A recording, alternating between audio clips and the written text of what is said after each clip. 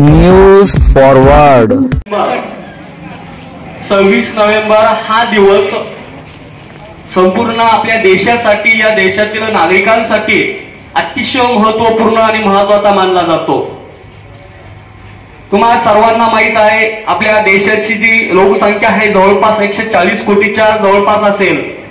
या 140 कोटी जनतेला एका दोरीमध्ये, एका सूत्रामध्ये बांधण्याचं काम जर कोणी केलं असेल तर ते या भारताचे राज्यघटनेचे शिल्पकार डॉक्टर बाबासाहेब आंबेडकर यांनी या ठिकाणी ज्या वेळेस भारत हा स्वतंत्र झाला आणि स्वतंत्र भारताला चालवण्यासाठी एक घटना असावी लागते, एक नियमावली असावी लागते।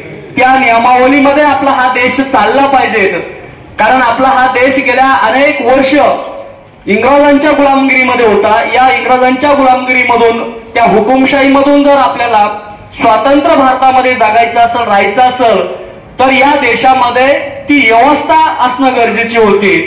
म्हणून त्या ठिकाणी डॉक्टर बाबासाहेब आंबेडकर यांच्यावर तत्कालीन पंतप्रधान पंडित जवाहरलाल नेहरू आणि तत्कालीन राष्ट्रपती डॉक्टर राजेंद्रजी प्रसाद यांनी ती जबाबदारी त्या ठिकाणी त्यांना दिली होती आणि त्याच जबाबदारी अतिशय चोखपणे पार पाडत असं म्हटलं जात आहे। लेखणी तर सर्वांच्या हातात होती, लेखणी तर सर्वांच्या हातात होती, पण राज्यघटना लिहिण्याची क्षमता फक्त बाबासाहेबांच्या रक्तात होती आणि खऱ्या अर्थाने त्यांनी ती किमया पूर्ण करून दाखवली।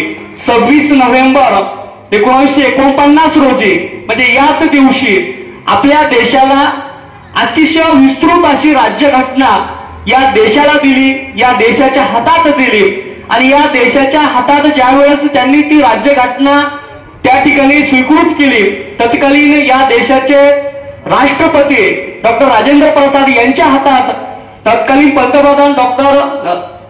पंतप्रधान पंडित जवाहरलालजी नेहरू यांच्या हातात ती सोपवली आणि ती सोपवल्यानंतर ते त्या संसदेमधून बाहेर आले। बाहेर आल्यानंतर एका पत्रकाराने त्यांना एक प्रश्न विचारला की डॉक्टर साहेब, आज तुमच्या चेहऱ्यावर एक हास्य आहे, एक आनंद आहे, याचं नेमकं कारण काय? त्यावेळेस आदरणीय डॉक्टर बाबासाहेब आंबेडकर यांनी काढलेले ते उद्गार खरंच इतिहासाच्या त्या पानावर सुवर्ण अक्षरामध्ये लिहिले आहेत। त्यांनी त्यावेळेस सांगितलं होतं की उद्याचा आता या ठिकाणी या देशाचा उद्याचा राजा हा राणीच्या पोटातून नाही तर मतदानाच्या पेटीतून जन्माला येईल, अशी व्यवस्था मी या ठिकाणी करून आलोय।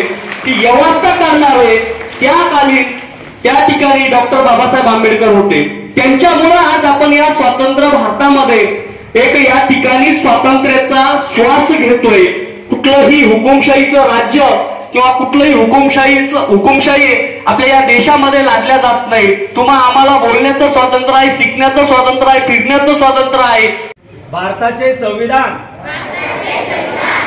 आम्ही भारताचे लोक, भारताचे एक सार्वभौम समाजवादी धर्मनिरपेक्ष लोकशाही गणराज्य घडवण्याचा व त्याच्या सर्व नागरिकांस सामाजिक, आर्थिक व राजनैतिक न्याय, विचार, अभिव्यक्ती, विश्वास, श्रद्धा व उपासना यांचे स्वातंत्र्य, दर्जाची व संधीची समानता निश्चितपणे प्राप्त करून देण्याचा आणि त्या सर्वांमध्ये व्यक्तीची प्रतिष्ठा व राष्ट्राची एकता आणि एकात्मता यांचे आश्वासन